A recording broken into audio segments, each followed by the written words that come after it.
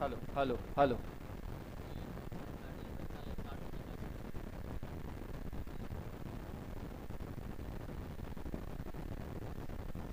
सर्वांना नमस्कार.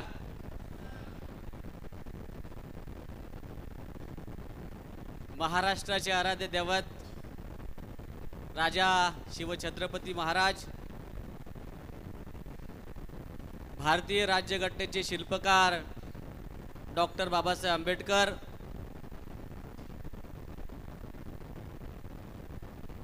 आरक्षणाचे जनक राजा शाहू महाराज, ज्ञानाची गंगा घरोघरी पोहोचावी म्हणून खऱ्या अर्थाने आपल्या पत्नीला शिक्षिका बनवणारे महात्मा ज्योतिबा फुले,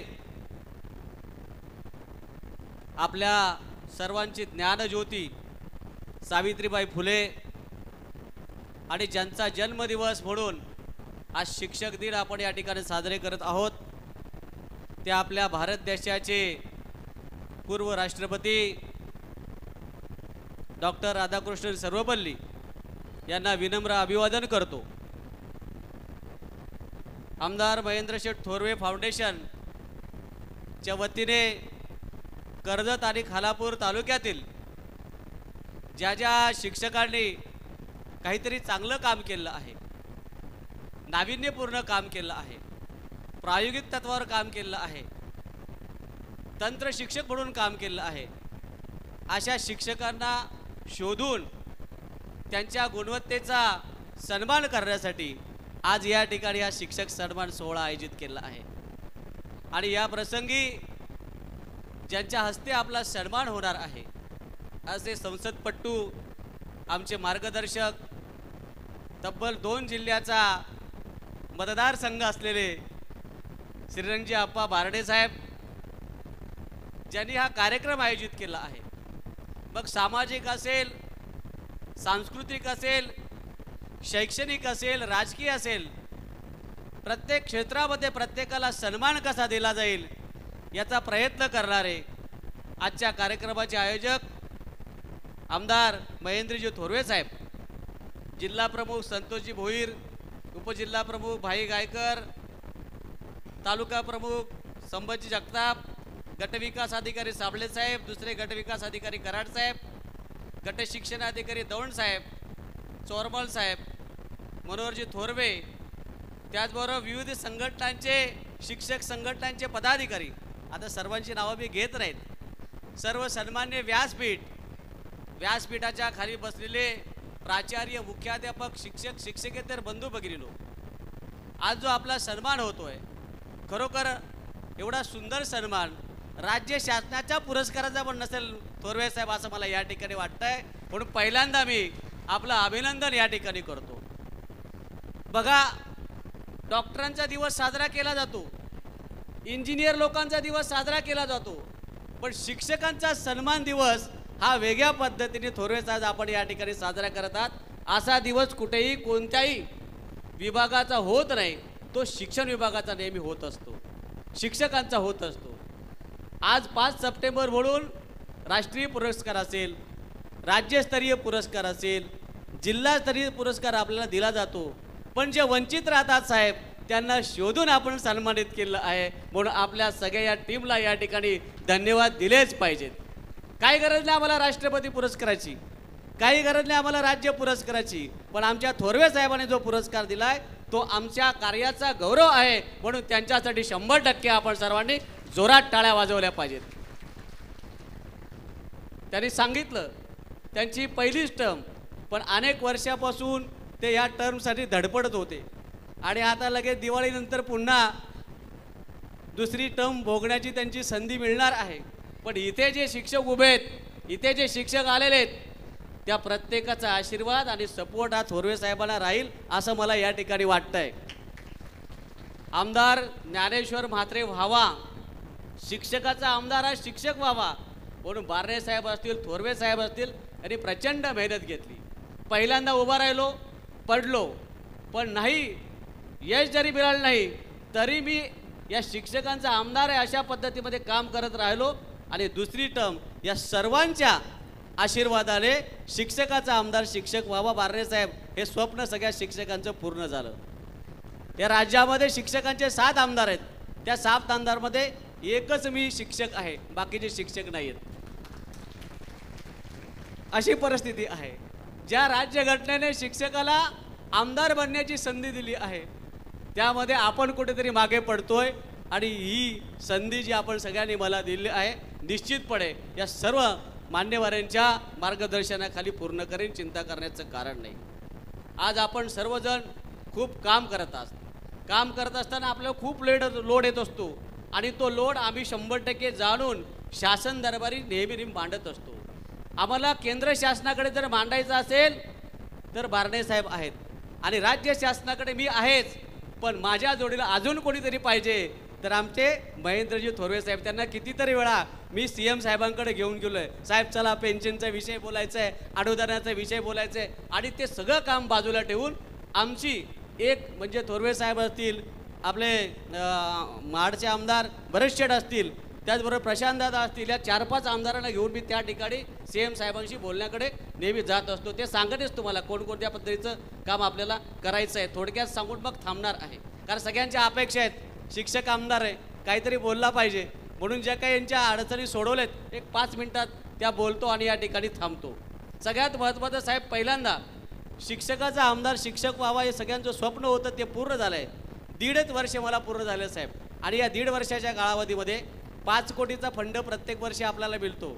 तो मागच्या वर्षाचा 5 कोटीचा फंड आणि या वर्षाचा 5 कोटीचा फंड हा टोटली आपण शिक्षकांना, शाळांना ई लर्निंगचे साहित्य 50,000 प्रमाणे A to Z शाळांना न मागता दिलं आहे।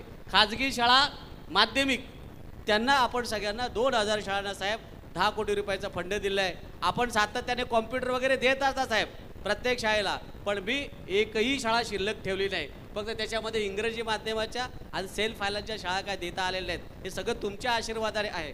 आणि उरलेला सुद्धा 5 वर्षाचा माझा जो काही फंड असेल तो फक्त शाळांच्या विकास निधीसाठीच जाईल, कारण या सर्व मान्यवरांनी मला सांगितलं आहे की ज्ञानेश्वर म्हात्रे तुम्ही शिक्षक आहात, शिक्षकांच्या आमदारात, तुमचा फंड रस्ते, गटारी, मुतारीसाठी अजिबात जाणार नाही, म्हणून आपलं जे ठरलेलं आहे त्याप्रमाणे कार्य आपण सातत्याने करत आहोत। अनुदान जो टप्पा अनुदान रखडलेला आहे, थोरवे साहेब साक्षीदार आहेत, मिळणार नव्हता, पण पावसाळी अधिवेशनामध्ये माननीय मुख्यमंत्र्यांनी शब्द दिला होता की आपल्याला ते द्यायचंच आहे, म्हणून त्यांना विनंती केली की साहेब 1 जानेवारी 2024 पासून देणार नसाल तर किमान 1 जून पासून द्या। कदाचित आज किंवा उद्या परवा या 2-3 दिवसामध्ये टप्पावाढचा GR निघेल। 1160 कोटी रुपयाचं अनुदान याच सरकारने दिलेलं आहे आणि तोच सरकार पुढचं अनुदान आपल्याला देणार आहे। जुनी पेन्शन मिळावी म्हणून मी स्वतः 8 दिवस मला आमदार झालो होतो आणि राज्यभर आंदोलन झालं होतं। आता सत्तेत असलेला आमदार साहेब आंदोलन करू शकत नाहीत, पण मी लगेच विधान परिषदेच्या सभापतींना पत्र दिलं की माझ्या शिक्षकांच्या भावना लक्षात घेऊन ज्ञानेश्वर म्हात्रे जेव्हा कधी या विधान परिषदेमधून रिटायर्ड होईल तेव्हा पेन्शन स्वीकारणार नाही, असं पत्र त्या ठिकाणी दिलं आहे आणि तेव्हापासून पेन्शनचा पाठपुरावा करतोय। 2005 नंतरच्या लोकांना पेन्शन लागू झालेली आहे। चांगली योजना शासनाने आणली। काही लोकांचा गैरसमज असतो की आम्हाला हे पैसे मिळणार नाही, ते पैसे मिळणार नाही। मित्रांनो, तुम्ही रिटायर्ड झाल्यानंतर 5 नंतरचे शिक्षक रिटायर्ड झाल्यानंतर तुमचा जो शेवटचा पगार असेल त्या पगाराच्या 50% बेसिकच्या 50% रक्कम आपल्याला मिळणार आहे। जर 1 लाख पगार असेल त्यावेळेला बेसिक असेल तर 50,000ची पेन्शन साहेब मिळणार आहे। राहिलेले 5 पूर्वीचे आहेत त्यासाठी आम्ही भांडतोय आणि लवकरच त्याचा पण शासन निर्णय होईल। मुख्यमंत्री एकनाथजी शिंदे साहेब आणि उपमुख्यमंत्री देवेंद्र फडणवीस साहेब, शिक्षण मंत्री केसरकर साहेब आपल्याला न्याय दिल्याशिवाय राहणार नाही असा मला पूर्ण विश्वास आहे। राज्यातल्या 521 वाढीव पदांना त्या कॉलेजला जागा नसेल तर दुसऱ्या कॉलेजला जागा देऊन त्यांचं समायोजन केलं आहे। लवकरच BOLच्या ड्युट्या खतम होणार आहेत आपल्या। मी मागच्या अधिवेशनामध्ये अशैक्षणिक कामातून शिक्षकांची मुक्तता व्हावी म्हणून माननीय थोरवे साहेबांनाही सांगितलं, कारण त्यांच्या सभागृहात संख्या जास्त असते, आमच्या सभागृहात संख्या कमी असते। ते सुद्धा त्या ठिकाणी तो प्रश्न त्यांनी उचलून धरला होता, पण मला पटकन बोलण्याची संधी मिळाली आणि त्याच्यावर माननीय CM साहेबांनी उत्तर दिलं की लवकरच आपण अशैक्षणिक कामातून शिक्षकांची मुक्तता करू। तशा प्रकारचा GR सुद्धा आलेला आहे की शैक्षणिक काम कोणतं आणि अशैक्षणिक काम कोणतं, आणि अशैक्षणिक कामातून लवकरच मुक्तता होईल. थोडासा पर्याय या निवडणुकीपुरता राहिलेला तो झाला की सगळ्या बाबतीतून आपल्याला मुक्तता मिळेल. अर्धवेळ शिक्षकांना पूर्णवेळ करण्याचं काम चालू आहे. जिल्हा परिषद शिक्षकांना मुख्यालय राहण्याची अट घातली होती, तुम्हाला माहिती आहे का? तर ती अट बाजूला ठेवण्यासाठी आम्ही प्रयत्न केलेला आहे की सध्या ती अट लागू करू नका, कारण पूर्वीच्या काळामध्ये गावाखेड्यामध्ये शाळा असायची, तिथे कोणत्याही प्रकारची प्रवासाची साधनं नव्हती, म्हणून शिक्षक त्या ठिकाणी राहत होता. पण आता सगळ्या प्रकारच्या सुविधा झालेल्या आहेत. शिक्षकांची मुलं पालकसुद्धा बाहेर शिक्षणासाठी जात असतात, तर शहराच्या ठिकाणी राहून ते त्यांचं काम चांगल्या पद्धतीमध्ये करतात. एका आमदारांनी त्याच्यावर प्रश्न उपस्थित केला होता, म्हणून पालघर जिल्ह्यातल्या बऱ्याचशा शिक्षकांचे घरभाडे थकवले होते, ते तातडीने त्याच दिवशी सुरू करायला लावले. त्याचं पत्रही आपण काढून घेतलं आहे. अनुकंप तत्वावरच्या या 1.5 वर्षामध्ये या सर्व मान्यवरांच्या आशीर्वादाने 10,000पेक्षा जास्त शिक्षकांची वैयक्तिक कामं करण्याची संधी मिळाली. आणि त्यामध्ये जसं आता मगाशी मसे सरांनी सांगितले की अनुकंप तत्वावरच्या मान्यता 108 मान्यता या 1.5 वर्षात त्या शिक्षकांना मिळवून दिल्या. त्यांचा पगारसुद्धा सुरू करून आपण दिला आहे. शालार्थ आयडी असेल, मेडिकल बिल असेल, असे अनेक कामं आपण केलेली आहेत. अजून महत्त्वाची आनंदाची गोष्ट अशी की मी या अधिवेशनात सभागृहामध्ये एक प्रश्न उपस्थित केला होता की सगळ्या शिक्षकांना सरसकट आपण निवड श्रेणी द्यावी. जर निवड श्रेणी देत नसाल तर शासकीय कर्मचाऱ्यांना जशी आश्वासित प्रगती योजना 10, 20, 30 आपण लागू केली आहे, ती आमच्या शिक्षकांना आपण लागू करा. कारण काही शिक्षकांना, मोजक्याच शिक्षकांना निवड श्रेणी मिळते आणि त्याच्यावर शिक्षण मंत्र्यांनी सांगितलं की तशी फाईल तयार करून आम्ही अर्थ विभागाला पाठवली आहे. अर्थ विभागाने मंजुरी जर दिली तर 10, 20, 30 आश्वासित प्रगती योजनासुद्धा आपल्याला लागू होईल. दुसरा एक प्रश्न होता तो शाळांच्या जमिनीचा. मी मागच्या अधिवेशनात शासनाला विनंती केली की काही ठिकाणी शाळा बांधल्या आहेत, ती शासकीय जमीन आहे. पूर्वी गावाला लोकांनी ती जमीन शाळा बांधण्यासाठी, गोरगरीब मुलांच्या शिक्षणाची सोय व्हावी याकरता इमारतीसाठी दिली, आणि काही कालांतराने त्या ठिकाणी काही लोकांनी ती शाळा अनाधिकृत आहे, अनाधिकृत जागेवर आहे, त्यामुळे ती शाळा थोडा असे 2-4 प्रकार झाले होते. मी शासनाला विनंती केली, त्याचा पाठपुरावा केला आणि ती जमीन माफक दरामध्ये मिळावी याकरता सप्टेंबर 2023ला शासन आदेश आपण जारी करून घेतला आहे. अनेक भरपूर काम, पण आज तो विषय नाही आहे. आज हजारो शिक्षक या ठिकाणी थोरवे साहेबांच्या प्रेमाखातीर या ठिकाणी आले आहेत. त्यामुळं थोरवे साहेबांना असलेलं प्रेम हे निश्चितपणे पुढे दिसलं पाहिजे. हे सगळ्या शिक्षकांनी आपण आश्वासित करणं गरजेचं आहे. बारणे साहेब अजात शत्रू आहेत या विभागात, तुम्हाला तोडच नाही साहेब. तुम्ही ज्या ज्या वेळेला निवडणुकीला उभे असता त्याला आम्हाला माहिती असते की बारणे साहेब 100% निवडून येणार आहेत. तसे थोरवे साहेब पुन्हा आता दुसऱ्या टर्मसाठी सज्ज झाले आहेत. माननीय मुख्यमंत्री एकनाथजी शिंदे साहेब यांचे अत्यंत जवळचे असे आमदार आहेत. या मतदारसंघामध्ये सगळ्यात जास्त फंड त्यांनी या ठिकाणी आणला आहे.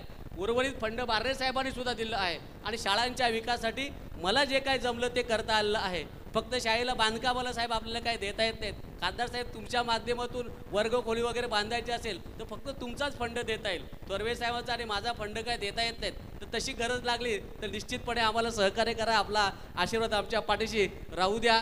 मित्रांनो, आज खरोखरच एक आनंद वाटतोय की मी जिथे येथे कार्यक्रमाला जातो त्या कार्यक्रमामध्ये हा अत्यंत सुंदर कार्यक्रम थोरवे साहेबांच्या माध्यमातून या ठिकाणी होतोय. आणि मला खूप अभिमान वाटतोय की माझ्या शिक्षकांचा सन्मान एक विधानसभेचे आमदार अत्यंत प्रामाणिकपणे तळमळीने करतात. त्यांच्याप्रती नेहमीच कृतज्ञता आणि आदर आपला हा वाढतच गेला आहे. आणि निश्चितपणे त्यांनी जे दिलेला आपला पुरस्कार आहे त्या पुरस्कार घेतल्यानंतर आपली जबाबदारी वाढते. एकच शब्द सांगतो आणि थांबतो की आता सध्या परिस्थिती बदलत चाललेली आहे. जरा काय झालं तर पालक लोक भांडायला शाळेमध्ये येतात की नाही. मग तेव्हा फक्त पालकाने एकच सांगायचं की तुम्ही आणि मी लहान होतो. पालकांना बोलायचं की तुम्ही आणि मी लहान होतो आणि शाळेत शिक्षा झालेली आहे असं जेव्हा आपल्या घरच्यांना समजायचं त्यावेळेला काय व्हायचं. गुरुजींनी मारलं असं घरी ज्या वेळेला समजायचं त्यावेळेला ते आपले आईवडील अजून शाळेमध्ये जाऊन सांगायचे की याला अजून मारा. बरोबर आहे की नाही. पण माझ्या मुलाला मुलीला सुधरवा. आत्ताचे पालक तसे करतात का? नाही करत. पण त्यांना निश्चितपणे आल्यानंतर हे उदाहरण सांगा. पुन्हा तुमच्याशी तो कधीही भांडायला येणार नाहीत. मुलांची सुरक्षितता फार महत्त्वाची आहे. आमच्या बदलापूरमधले घडले प्रकरण तुम्हाला माहिती आहे, खूप वाईट प्रकरण घडलं आहे. सगळ्यांनी आपल्या मुलांची काळजी घ्या. नवीन शैक्षणिक धोरण आले त्याप्रमाणे आपण सगळ्यांनी आपल्याला अपडेट करा. निश्चितपणे आपण या राष्ट्राचे भवितव्य घडवत आहोत. डॉक्टर इंजिनियर्स तर आपणच घडवत आहोत, पण शिक्षकाचा मान सन्मान कधी कमी पडणार नाही. त्याचं TR सिम्बॉल सुद्धा राज्य शासनाने आपल्याला दिलं. माहिती का तुम्हाला?